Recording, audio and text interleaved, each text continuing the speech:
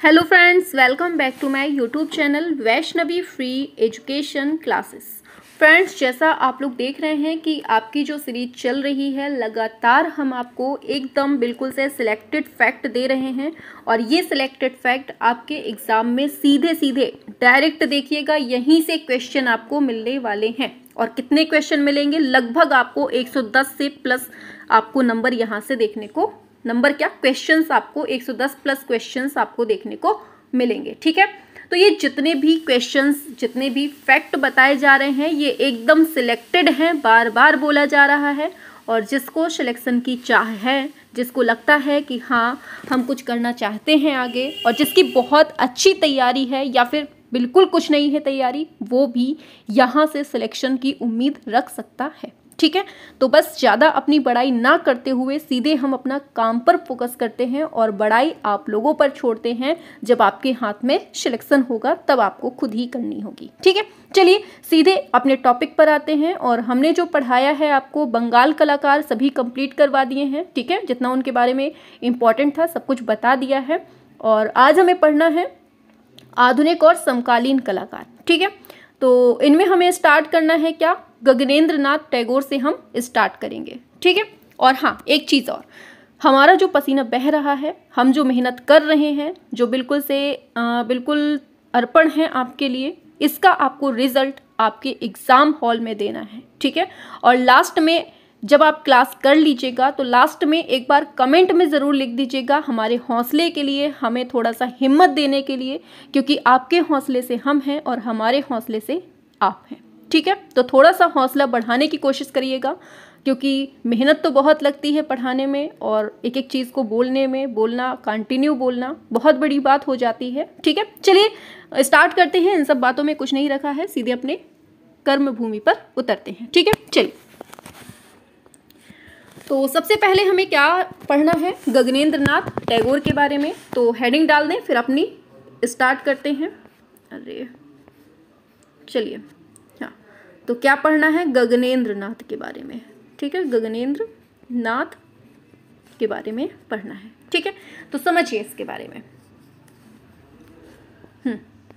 देखिए, सबसे पहले इनका टाइम पीरियड जान लीजिए। इनका टाइम पीरियड क्या है, तो इनका टाइम पीरियड है 1867 से लेकर 1938 ईस्वी के बीच में इनका टाइम माना जाता है। ठीक है, और गगनेंद्र नाथ टैगोर के जन्म की बात की जाए, कब और कहाँ होता है, तो 17 सितंबर कब होता है, 17 सितंबर 1867 को होता है। और कहाँ होता है, ये कोलकाता के जोरांस्को में होता है। ठीक है, सभी लोग जानते हैं। और देखिए, एक क्वेश्चन पूछा जाता है कि गगनेंद्र नाथ के पिता का नाम क्या था, तो इनके पिता का नाम गुणेंद्र नाथ था। ठीक है, या फिर पूछ लिया जाए गुणेंद्र नाथ कौन थे, तो ये रविंद्रनाथ टैगोर के चचेरे भाई थे गुणेंद्र नाथ। ठीक है, जो गुणेंद्र नाथ हैं ये कौन थे, ये रविंद्रनाथ टैगोर के चचेरे भाई थे गुणेंद्र नाथ।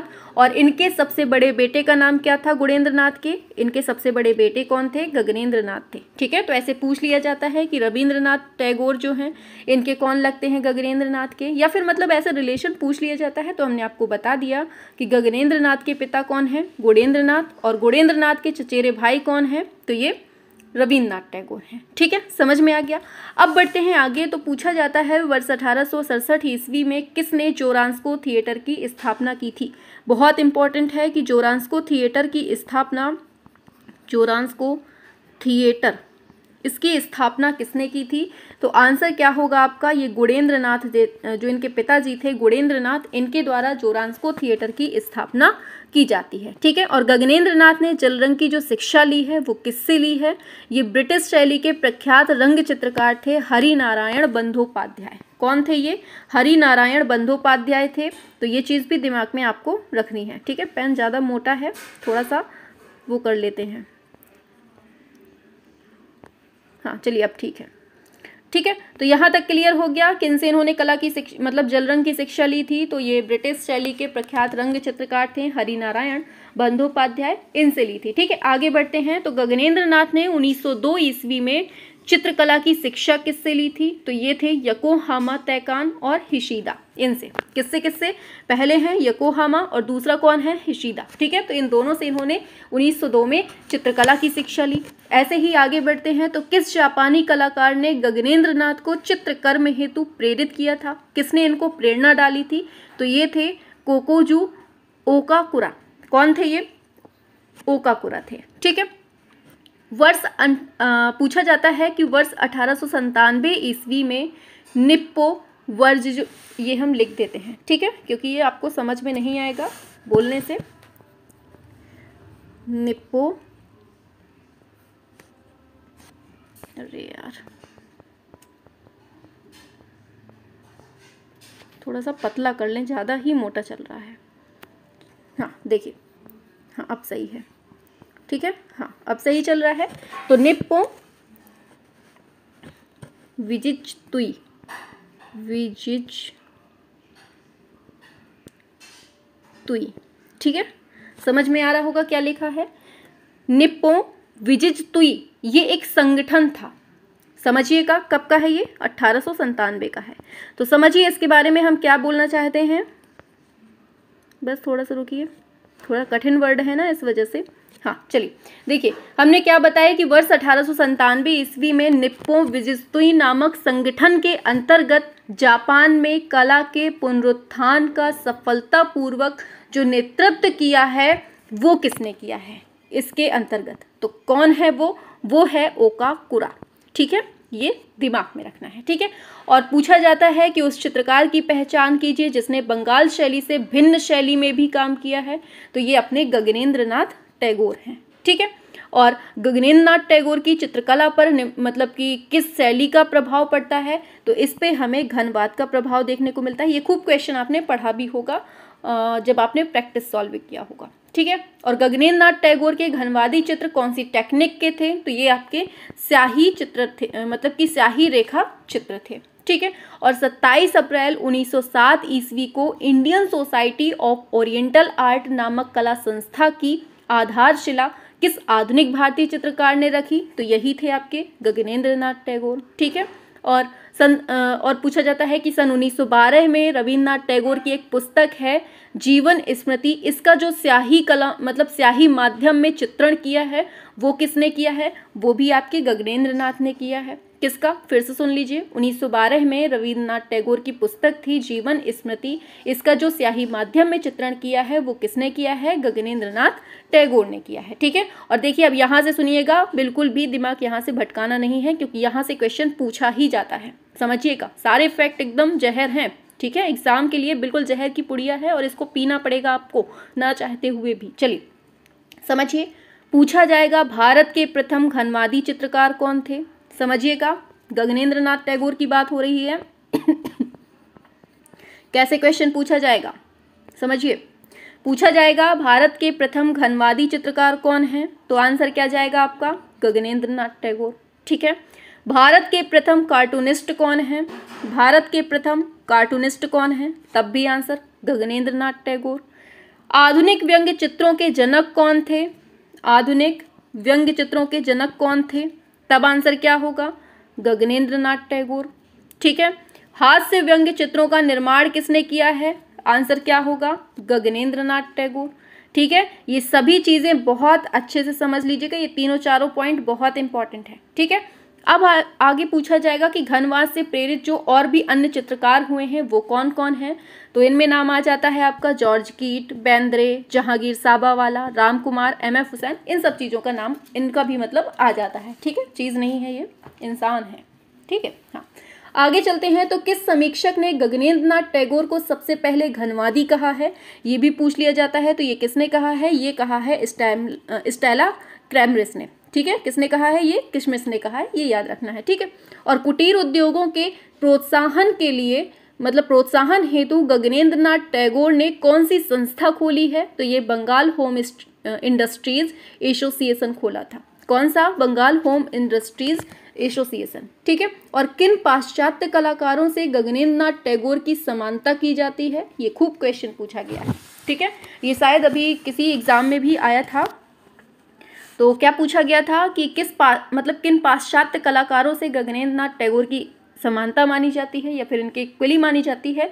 तो कौन कौन है वो? पिकासो हैं, ब्राक हैं, पॉल क्ली हैं। ठीक है, और गगनेंद्र नाथ टैगोर के किसी व्यंग्य चित्र का नाम बताइए, पूछ लेगा। तो इनका एक व्यंग्य चित्र है कानून की शक्ति। क्या है उसका नाम? कानून की शक्ति है, ये भी दिमाग में रखना है। और गगनेंद्र नाथ टैगोर द्वारा सिल्क पर जल रंग से बनाए गए चित्र का नाम क्या है? विलियम रोथेनस्टीन का व्यक्ति चित्र है। और गोल्ड तथा इंडियन इंक से बने गगनेंद्र नाथ के चित्र का नाम बताना है, तो क्या है ये है फेरीलैंड। कौन है ये? फेरीलैंड है। ठीक है, आगे पूछा जाएगा कि रंग और काली स्याही में घनवादी प्रयोग किसने किया है? गगनेंद्र नाथ ने किया है। और पुरी के भूदृश्य किसने तैयार किए हैं, किसने बनाए हैं? ये भी गगनेंद्र नाथ ने। और गगनेंद्र नाथ टैगोर के द्वारा एक क्यूबिस्ट सिटी को किस माध्यम में चित्रित किया गया है? पहली बात तो एक क्यूबिस्ट सिटी किसका है? गगनेंद्र नाथ टैगोर। किस माध्यम में? तो जल रंग में। ठीक है। और गगनेंद्र नाथ टैगोर का प्रसिद्ध चित्र है बाल रूम डांस। क्या है? बाल रूम डांस। ये कागज पर जल रंग से बना है और स्याही से भी, और इसको जो सुरक्षित किया गया है ये national gallery of modern art नई दिल्ली में इसको सुरक्षित किया गया है। ठीक है, उम्मीद बहुत अच्छे से क्लियर हो रहा है, सारे पॉइंट को बहुत क्लियरली बताया जा रहा है। और अब भी आपको समझ में ना आए तो समझ लो आप बिल्कुल से जीरो हैं, आपको कोई नहीं समझा सकता। ठीक है, क्योंकि हम जिसको नहीं समझा पाए तो वो तो बिल्कुल जीरो ही है फिर। ठीक है, चलिए आगे चलते हैं। तो 1915 ईस्वी में चित्रित प्रतिमा विसर्जन किसका चित्र है? तो ये गगनेंद्र नाथ टैगोर का है। और कलकत्ता कांग्रेस में रविंद्रनाथ, बहुत इंपॉर्टेंट है, ये चित्र का नाम है कलकत्ता कांग्रेस में रविंद्रनाथ।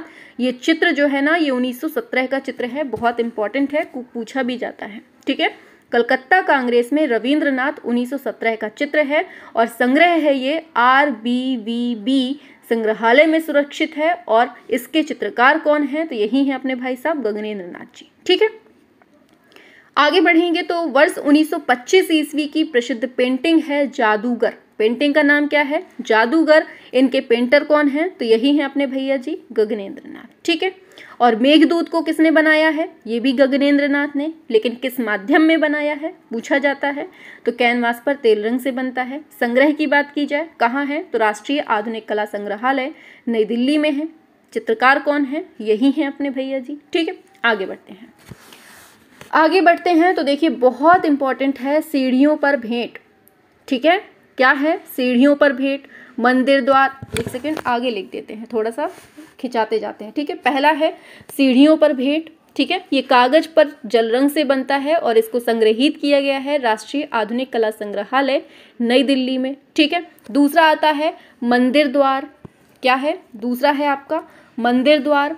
ये किस माध्यम में है? कागज पर वॉश व टेम्परा माध्यम में है। तीसरा आता है ईसा गिरजाघर में। क्या है तीसरा? ईसा गिरजाघर में। ये बना है कागज पर जल रंग और टेम्परा माध्यम में। और इन सभी को किसने बनाया है? गगनेंद्र नाथ टैगोर ने बनाया है। ठीक है, पहला था सीढ़ियों पर भेंट, दूसरा है मंदिर द्वार, तीसरा है ईसा गिरजाघर में। ठीक है, समझ में आ गया।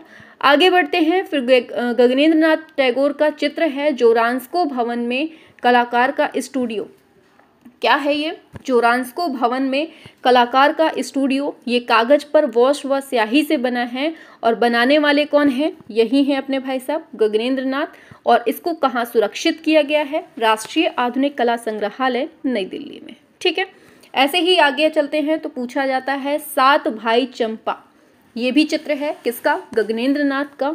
और इसको कहाँ संग्रहित किया गया है? तो विक्टोरिया मेमोरियल हॉल कोलकाता में। ठीक है, और फिर नेक्स्ट चलते हैं तो प्रणय दूत।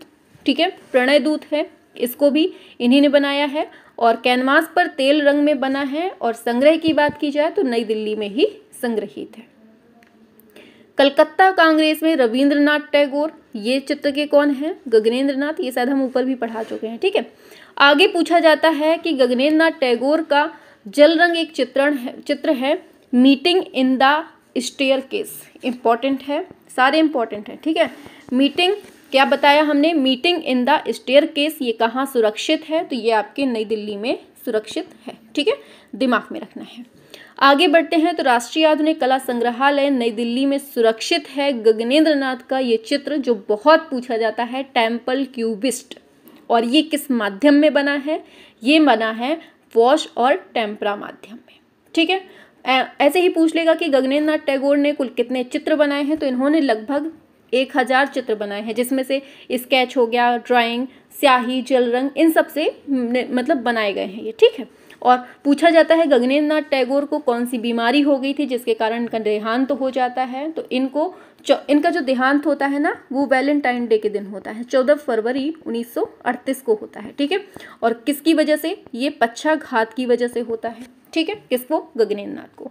अब इनके कुछ फेमस और भी चित्र हैं, इनको सुन लीजिए फटाफट से। ठीक है, फिर इनको निपटा देते हैं जल्दी।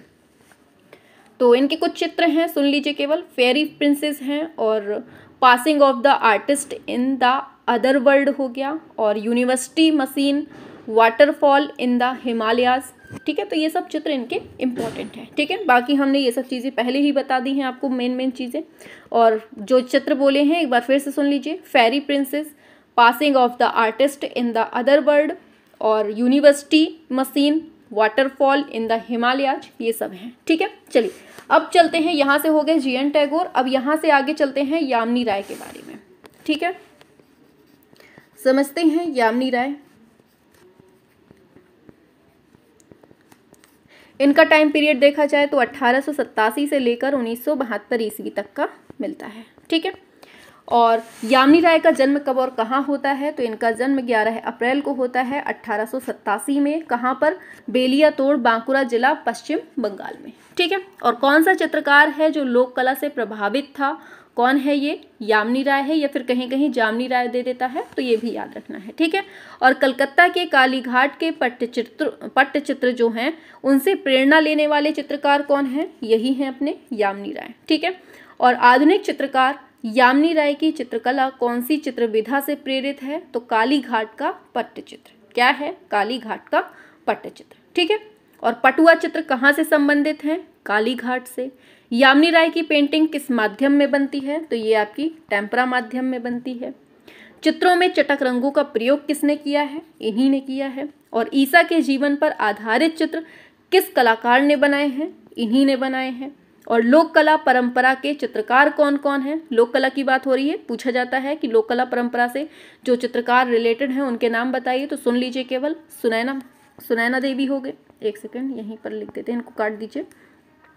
तो कौन कौन है? सुनैनी देवी और यामिनी राय, बी प्रभा, के एस कुलकर्णी। तो ये सब जो हैं, ये सब कौन हैं? ये सब आपके लोक कला परंपरा से मतलब संबंधित हैं। ठीक है, आगे चलते हैं। तो यामिनी राय ने माँ और शिशु संस्करण के कई चित्र किस माध्यम में बनाए हैं? तो यही है इनका माध्यम, टेम्परा। और यामिनी राय का माँ और शिशु जो है ना, ये 1932 ईस्वी में बनता है, और कैनवास पर टेम्परा माध्यम में बनता है, बता ही चुके। इसको संग्रहित कहाँ किया गया है? तो ये राष्ट्रीय आधुनिक कला संग्रहालय नई दिल्ली में इसको रखा गया है। ठीक है, और 1920 ईस्वी के मध्य जो कैनवास पर तेल माध्यम से अंकित यामिनी राय का चित्र है, माँ एवं शिशु, 1932 वाला दूसरा है, 1920 वाला दूसरा है, ये भी याद रखना है। ठीक है, और दोनों को ही संग्रहित किया गया है राष्ट्रीय आधुनिक कला संग्रहालय नई दिल्ली में। ठीक है, आगे बढ़ते हैं। तो इसको याद रखिएगा, 1929 से लेकर 36 ईस्वी तक ये लाहौर का जो मेयो स्कूल ऑफ आर्ट है ना, यहाँ पर यामिनी राय ने सहायक निर्देशक के पद पर भी काम किया है। ठीक है, समझ में आ गया। आगे बढ़ेंगे तो 1955 में क्या करते हैं ये? 1955 ईस्वी में भारत सरकार द्वारा मतलब यामिनी राय को ही सबसे पहला पद्म भूषण सम्मान दिया जाता है। कौन सा? पद्म भूषण सम्मान कब दिया जाता है? 1955 में। ठीक है, इंपॉर्टेंट है सारे फैक्ट। ठीक है, बार बार बोला जा रहा है, जिसको सिलेक्शन की चाह है वो क्लास मत छोड़ना, बार बार बोला जा रहा है। ठीक है, जिसको अभी अहमियत समझ में नहीं आई ना, वो देखिएगा एग्जाम में काश वर्ड जरूर बोलने वाला है। और लास्ट में कमेंट में ज़रूर बताना है कि मैम आपकी क्लास हमें कैसी लगी। थोड़ी सी भी अगर पसंद आ रही है ना, तो कमेंट में ज़रूर बताना है कि कैसी है, और अगर कहीं कमी लग रही है तो वो भी हमें सजेस्ट करिए, हम उसमें भी सुधार करेंगे। ठीक है, चलिए आगे चलते हैं। तो महात्मा गांधी ने यामिनी राय को किस कलाकार मतलब किस नाम से संबोधित किया है? तो इनको राष्ट्रवादी कलाकार कहा है। क्या नाम दिया है? राष्ट्रवादी कलाकार कहा है। किसने कहा है? गांधी जी ने। ठीक है, और पाश्चात्य कला समीक्षकों ने यामिनी राय को क्या कहकर पुकारा है? तो भारतीय कला का पैगंबर कहा है। और यामिनी राय का चित्र है रथ पर राजा और रानी, किस माध्यम में बना है? ये टेम्परा माध्यम में बना है। और यामिनी राय ने 3 पुजारिन्स, बहुत इंपॉर्टेंट है, थ्री पुजारिन्स चित्र किसका है? यामिनी राय का है। इस चित्र को किस माध्यम में बनाया है? कागज के बोर्ड पर टेम्परा माध्यम में, और संग्रहित है राष्ट्रीय आधुनिक कला संग्रहालय नई दिल्ली में। ठीक है। यामिनी राय के रेखांकन की प्रमुख विशेषता क्या थी? तो इनकी जो मतलब सरल था, गत्यात्मक, वर्तुलाकार, इस तरह से। ठीक है, ये सब चीज़ें थी। और यामिनी राय ने अपना जीवन किस रूप में प्रारंभ किया? तो इन्होंने फैशनेबल कलाकार के रूप में अपना जीवन स्टार्ट किया था। और एम.एफ. हुसैन के पहले किस भारतीय कलाकार को भारत का पिकासो कहा जाता था? इसमें क्वेश्चन में बहुत कंफ्यूज होते हैं आप लोग, तो याद रखना है क्या होगा? यामिनी राय आंसर। ठीक है। यामिनी राय के बहुत चित्र पूछे जाते हैं, तो समझ लीजिए। पहला चित्र है आपका राधा, जो कि किस माध्यम में बना है? टेम्परा माध्यम में। दूसरा है हॉर्स, जो कि बनता है 1965 में, ये भी टेम्परा माध्यम में बनता है। फिर तीसरा है टू ब्लैक कैट्स, ये बनता है टेम्परा माध्यम में। ठीक है। फिर नेक्स्ट है म्यूजिशियन, ये है 1963 का, ये भी टेम्परा माध्यम में है। और ये सब जो संग्रहित हैं, ये सब कहाँ संग्रहित हैं? राष्ट्रपति भवन संग्रहालय नई दिल्ली में संग्रहित हैं। फिर से सुनिए, राधा टेम्परा माध्यम में है, हॉर्स 1965 में बनता है टेम्परा माध्यम में, टू ब्लैक कैट्स जो है टेम्परा माध्यम में है, म्यूजिशियन जो है 1963 का है टेम्परा माध्यम में। सबका संग्रह कहाँ है बता दिया। ठीक है। संथाल महिला ऐसे ही पूछ ले, संथाल महिला चित्र किसका है? तो ये यामिनी राय का है। यामिनी राय के और भी बहुत सारे प्रसिद्ध चित्र हैं, जैसे द ड्रमर हो गया, सीता रावण एंड जटायु, जीसस, गोपनी, ये सब इनके हैं। ठीक है। अब बढ़ते हैं आगे की तरफ। चलिए अब आगे बढ़ते हैं, तो पूछा जाएगा आपसे अमृता शेरगिल के बारे में। अमृता शेरगिल, ठीक है, इनके बारे में देखते हैं। तो इनका टाइम पीरियड जो मिलता है 1913 से 1941 का मिलता है। ठीक है। तो देखिए, अमृता शेरगिल के जन्म की बात की जाए, कब होता है? तो इनका जन्म 1913 में होता है। 30 जनवरी 1913 को हंगरी की राजधानी बुडापेस्ट में होता है। ठीक है, समझ में आ गया। आगे बढ़ते हैं। तो अमृता शेरगिल ने कहाँ पर कला की शिक्षा ली थी? तो इन्होंने पेरिस में ली थी। कहाँ पर ली थी? पेरिस में इनकी शिक्षा हुई थी। और पेरिस में किसके निर्देशन में तथा किस संस्थान से अमृता ने कला की शिक्षा ली? तो लूसिया साइमोन के निर्देशन में। किसके? लूसिया, लिख देते हैं, लूसिया साइमोन। ठीक है। तो लूसिया साइमोन के निर्देशन में एकोल द बुआज आर्ट में, एकोल द बुआज आर्ट में। ठीक है। और अमृता पहली बार भारत कब आती हैं? तो ये जनवरी 1921 में। कब? जनवरी 1921 में। ठीक है। अमृता दोबारा भारत कब आती हैं? तो ये जून 1924 में। और अमृता तीसरी बार भारत कब लौटती हैं? तो 1934 में। और भारतीय कला की प्रेरणा सर्वप्रथम अमृता शेरगिल को कहाँ से मिली? ये अजंता एलोरा के चित्रों से। और अमृता शेरगिल की माँ कौन थी? ये खूब पूछा जाता है, हंगेरियन। और अमृता शेरगिल के चित्रों में किस भाव की झलक अधिक दिखाई देती है? तो ये है विषाद। ठीक है, विषाद। आगे, अमृता शेरगिल के कार्य को किसने प्रोत्साहित किया है? तो ये किया है यामिनी राय ने। और वह आधुनिक चितेरी जिनके चित्रों में पाश्चात्य संयोजन एवं यथार्थवाद का प्रभाव है, तो कौन है ये? अमृता शेरगिल है। ठीक है। आगे बढ़ेंगे। तो भारतीय विषयों को पाश्चात्य शैली में किसने चित्रित किया है? यही है अमृता शेरगिल। और अमृता शेरगिल भारत अंतिम रूप से कब लौटती हैं? तो ये 1939 में। तो ये क्रम जो है ये याद रखना है। ठीक है, ये पूछा जाता है।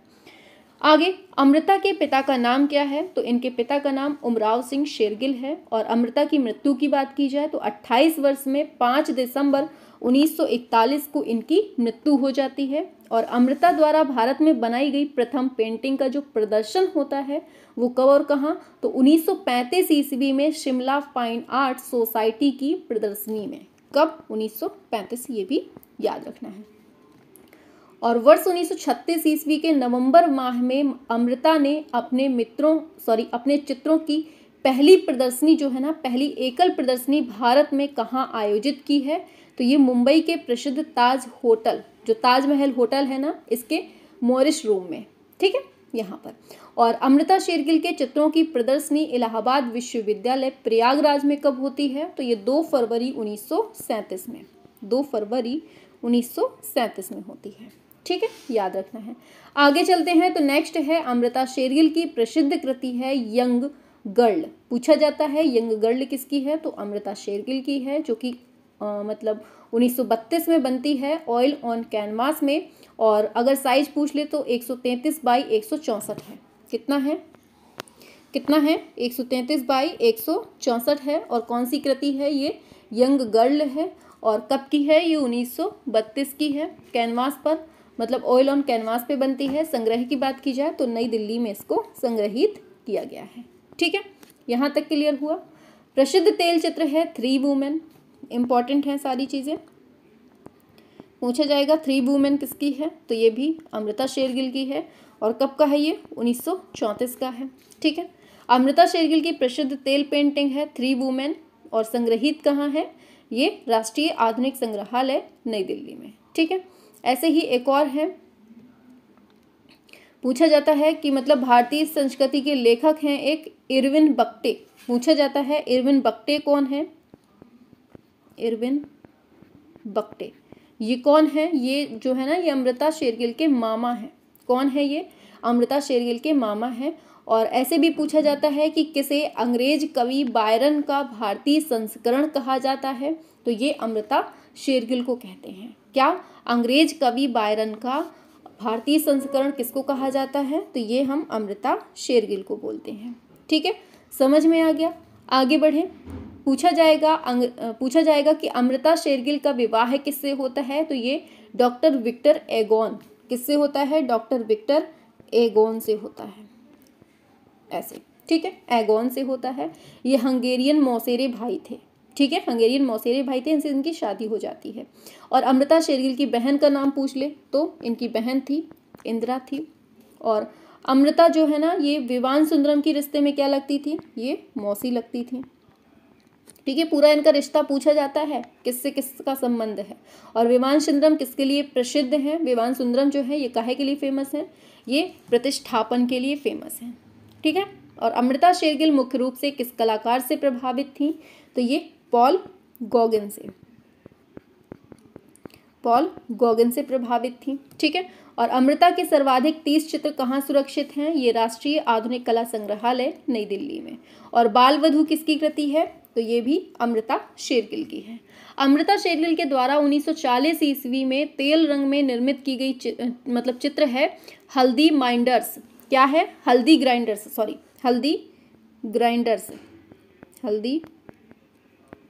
बहुत देर से बोल रहे हैं तो अब गले में थोड़ा सा अजीब सा लगने लगा है। देखिए, अमृता शेरगिल के द्वारा बनाया गया तेल चित्र है 1940 ईस्वी का हल्दी ग्राइंडर्स है, जिसको हम बोलते हैं हल्दी पीसने वाले। ठीक है, इसको कहाँ सुरक्षित किया गया है, राष्ट्रीय आधुनिक कला संग्रहालय नई दिल्ली में इसको रखा गया है। ठीक है, और वुमेन ऑन चारपाई ये भी एक तेल चित्र है, इन्हीं का है अमृता शेरगिल का। ठीक है, पूछा जाता है भारतीय विषयों को पाश्चात्य शैली में किसने चित्रित किया है, आंसर होगा कौन, आपका अमृता शेरगिल ने। और अमृता के किस चित्र पर all India fine arts and craft society नई दिल्ली की ओर से स्वर्ण पदक मिला है, तो किसको, ये भारतीय लड़कियां हैं। कौन सा चित्र है, भारतीय लड़कियां। ठीक है, और अमृता के टोरसों और यंग गर्ल नामक चित्रों पर कहाँ से पुरस्कार मिलता है, ये ग्रांड सैलोन का पुरस्कार है, जो कि फ्रांस की राष्ट्रीय कला प्रदर्शनी में मिलता है, याद रखना है। ठीक है, और अमृता शेरगिल ने अपना स्टूडियो कहाँ बनाया है, तो ये इन्होंने पेरिस में बनाया है। कहाँ पर, पेरिस में। और दक्षिण भारत की यात्रा के दौरान अमृता बम्बई में किससे मिली थी, कार्ल खंडालावाला से मिली थी। और कार्ल खंडालावाला ये काहे के लिए फेमस है, तो ये इतिहासकार हैं और अधिवक्ता भी हैं। ठीक है, और अमृता शेरगिल का चित्र है ब्रह्मचारी, बहुत इंपॉर्टेंट है, पूछा जाता है ब्रह्मचारी जो चित्र है ये किसका है, तो ये अमृता शेरगिल का चित्र है। ठीक है, 1937 में बनता है कैनवास पर तेल माध्यम से, और राष्ट्रीय आधुनिक कला संग्रहालय नई दिल्ली में इसको संग्रहित किया गया है। ठीक है, और 22 नवंबर 2018 को, बहुत इंपॉर्टेंट चीज़ है जो बता रहे हैं, आप इसको अच्छे से सुन लीजिएगा, करंट का भी बन सकता है ये क्वेश्चन। पूछा जाएगा 22 नवंबर 2018 को भारत में सुदबी की पहली नीलामी में, बहुत इंपॉर्टेंट है, पूछा जाता है भारत में सुदबी की पहली नीलामी में अमृता शेरगिल की कृति है the little girl in blue कुल कितने रुपए में बिकती है? तो ये आपकी 18.69 करोड़ में बिकती है। ठीक है। और अमृता शेरगिल की पेंटिंग है in the ladies enclosure saffron art द्वारा 13 जुलाई 2021 को कराई गई नीलामी में कुल कितने रुपए में बिकती है? कौन सी? इन द लेडीज इनक्लोजर, ये। ठीक है, याद रखना है कितने रुपए में। तो ये 37 यहाँ लिख देते हैं 37.8 करोड़ में। ठीक है। पहले हमने बोला था आपसे कि 22 नवंबर 2018 को भारत में सुदबी की पहली नीलामी में अमृता शेरगिल की कृति है the little girl in blue कुल कितने में बिकती है? तो ये 18.69 करोड़ में। और दूसरा हमने बोला अमृता शेरगिल की पेंटिंग है in the ladies enclosure saffron art, इसके मतलब सैफरन आर्ट के द्वारा 13 जुलाई 2021 को कराई गई नीलामी में कुल कितने रुपए में बिकती है? ये आपकी बिकती है 37.8 करोड़।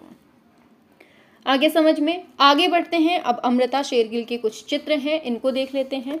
पहला है आपका मदर इंडिया, दूसरा है हंगेरियन जिप्सी गर्ल जो कि 1932 में बनता है, और फिर है दक्षिण भारतीय ग्रामीण बाजार जाते हुए 1937 का चित्र है। फिर नेक्स्ट है तीन बहनें जो कि 1934 का चित्र है, और पर्वतीय महिलाएं, केले बेचने वाले, ब्रह्मचारी, बच्चों को गोद में लिए साधारण औरत, और सिख संगीतकार, वधू का श्रृंगार, कहानी कहती हुई औरतें, ऊंट, दो हाथी, ये सब किसके हैं? ये सब आपके अमृता शेरगिल के चित्र हैं। ठीक है, याद रखना है।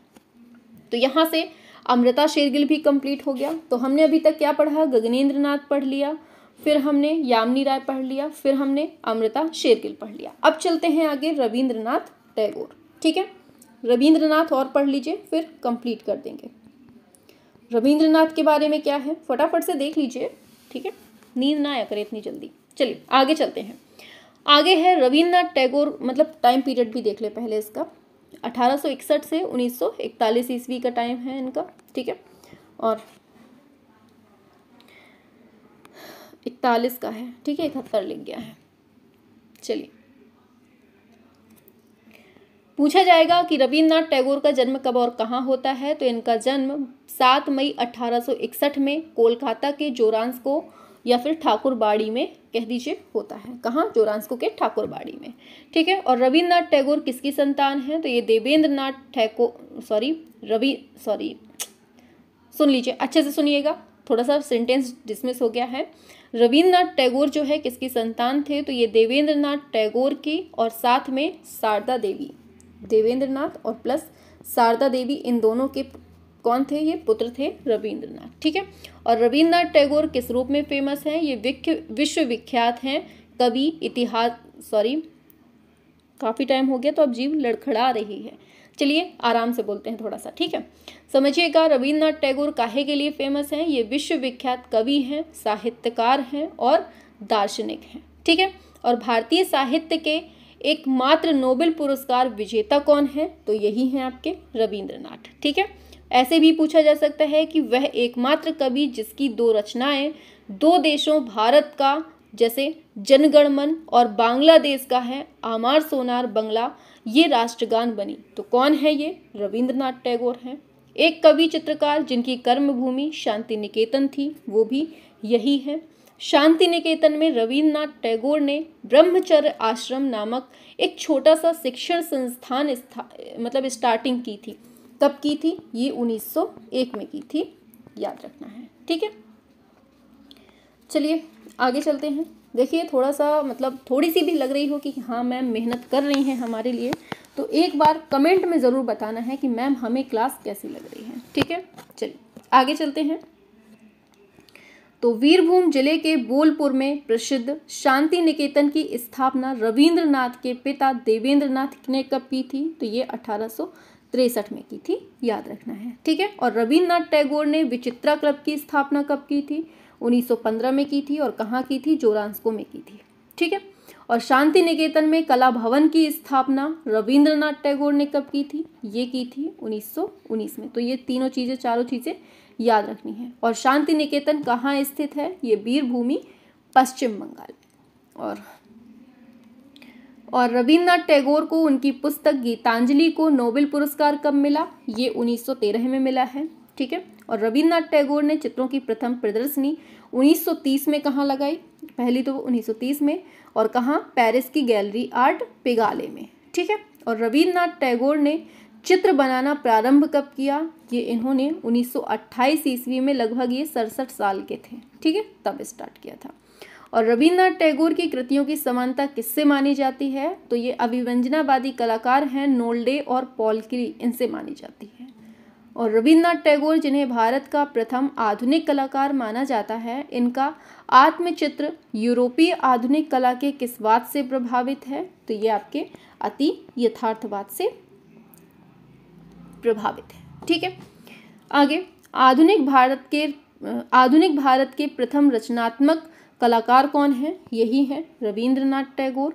और रविन्द्रनाथ टैगोर के चित्र किस शैली के हैं? तो ये आधुनिक शैली के हैं। और रविन्द्रनाथ टैगोर के चित्र किस प्रकार के हैं? आधुनिक विमूर्त शैली के हैं। कैसे हैं? विमूर्त हैं, ये भी याद रखना है। और नकाब ढके नाक तथा मुख, दाढ़ी सहित नारी चेहरा और स्वप्नलोक, विशेषता किसकी है?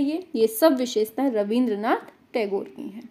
और प्रसिद्ध कवि हैं रविन्द्रनाथ टैगोर। इन्होंने अपनी उम्र के 70वें जब ये 70 साल के थे ना, इन्होंने क्या अपनाया था? तब इन्होंने चित्रकारी करना मतलब अपनाया था। ठीक है। और 1909 ईस्वी में गीतांजलि की पांडुलिपि में पेन और इंक से रेखांकन किसने किया है? यही ने किया है। और रविन्द्रनाथ टैगोर ने कितने चित्र बनाए हैं? तो लगभग इन्होंने 2500 के लगभग चित्र बनाए हैं। और इनका माध्यम क्या रहा है? स्याही, रंगीन पेंसिल, फूलों की पंखुड़ियों से प्राप्त जो रंग होते थे, और ड्राई पॉइंट, पेस्टल, एचिंग, जल रंग, ये सब होते थे। ठीक है। अब एक क्वेश्चन खूब पूछा जाता है, इंपॉर्टेंट है। 2011 ईस्वी में किस कलाकार के 150वें जन्म शताब्दी के अवसर पर द लास्ट हार्वेस्ट नाम से एक कला प्रदर्शनी का आयोजन आर शिव के निर्देशन में हुआ? कौन है वो? रविन्द्रनाथ टैगोर की 150वीं जन्म शताब्दी के अवसर पर। ठीक है। आगे चलते हैं। आर शिव कौन है? तो ये कला इतिहासकार हैं। अब चलते हैं रविन्द्रनाथ टैगोर के प्रमुख चित्रों को देख लेते हैं। ठीक है। तो लॉफिंग फेस, राजहंस, पक्षी, मशीन मैन, सफ़ेद धागे, चिड़िया, ट्रीज, मेल हेड और मैन राइडिंग अ डंकी, ये सब चित्र किसके हैं? रविन्द्रनाथ टैगोर के हैं। ठीक है। एक बार फिर से सुन लेते हैं, सुन लीजिए, रिवीजन हो जाएगा। लाफिंग फेस, राजहंस, पक्षी, मशीन मैन, सफ़ेद धागे, चिड़िया, trees, male head, man riding a donkey. ठीक है। तो यहाँ से हमने कुछ 3-4 आज हमने कलाकार देख लिए हैं, और बहुत बड़े बड़े कलाकार थे, इस वजह से थोड़ा सा मतलब थकान सी हो गई लास्ट में आते आते। ठीक है। खैर, आप लोगों को समझ में आ जाए। देखिए, पढ़ने में इतनी मुश्किल नहीं होती है, इतना ज़्यादा मतलब टफ नहीं लगता है, जितना हमें कंटिन्यू बोलने में मेहनत पड़ती है। तो आप लोग तो आराम से पढ़ रहे हैं, बस इतने में ही हमें सुकून है। ठीक है। तो आज हमने गगनेंद्रनाथ टैगोर पढ़ लिया, दूसरा यामिनी राय हो गया, 2 हो गए, और तीसरे अमृता शेरगिल, चौथा रविन्द्रनाथ। तो ये बड़े बड़े जो मेन कलाकार थे, ये हमने आपको कंप्लीट करा दिए हैं। ठीक है। तो ऐसे ही देखिएगा, ये जो हमने आपको पढ़ाया है ना, ये एकदम सिलेक्टेड चीज़ है। और ये मत समझिए कि मैम ऐसे ही बोल रही हैं और हमें समझ में नहीं आ रहा है। तो देखिए, आप लोग लेक्चर के ही लायक हैं। आप लोग ये सोचें कि मैम हर चीज़ लिखें या फिर PDF बना के लाएं या फिर लिखा हुआ हमारे सामने हो, तभी हम पढ़ पाएंगे। तो देखिए, आप लोग बच्चे नहीं हैं। बच्चों को लिख लिख कर पढ़ाया जाता है कि हाँ, उन्हें कोई छूट जाता है तो वो ऊपर देख कर लिख लेते हैं कि हाँ चलो ठीक है। आप लोग मैच्योर हो गए हैं, आप लोग बिल्कुल लेक्चर के लायक हैं कि आपके सामने कोई अगर एक लाइन बोलता है तो उसका अर्थ आप तुरंत समझ सकते हैं। ठीक है। आपके अंदर इतना माइंड डेवलपमेंट हो चुका है, तो बस उसी के अकॉर्डिंग हम यहाँ पर आपको बोल बोल कर पढ़ा रहे हैं। और ये एग्ज़ाम के टाइम पर एक बिल्कुल से आप लोग खुद समझ रहे हैं कि क्रैश कोर्स टाइप का है, कि फास्ट वे में आपको एकदम माइंड को रिकॉल करने वाला। जिसने नहीं पढ़ा है उसके लिए तो एक एक पॉइंट रामबाण है ही, और जिसने पढ़ लिया है उसके लिए तो रामबाण इतना ज़्यादा रामबाण है, इतनी अच्छी जड़ी बूटी है ये, कि उसका जो पहले से पढ़ा हुआ है वो पूरा रिकॉल हो जाएगा, और जो उसका फैक्ट छूट रहा है, जो उसने नहीं पढ़ा है, उसका तो उसको रिवीजन होने ही वाला है। ठीक है। तो बस ये सब चीज़ें जो फ़ायदेमंद हैं, ये इन चीज़ों पर आप लोग भागेंगे तो आपको कुछ ना कुछ बेनिफिट मिलेगा। अगर आप लोग फालतू यहाँ वहाँ भागेंगे तो कोई मतलब नहीं है। आप लोग एक जगह टिक कर अच्छे से पढ़ाई करिए, बाकी अपनी बुक पर फोकस करिए।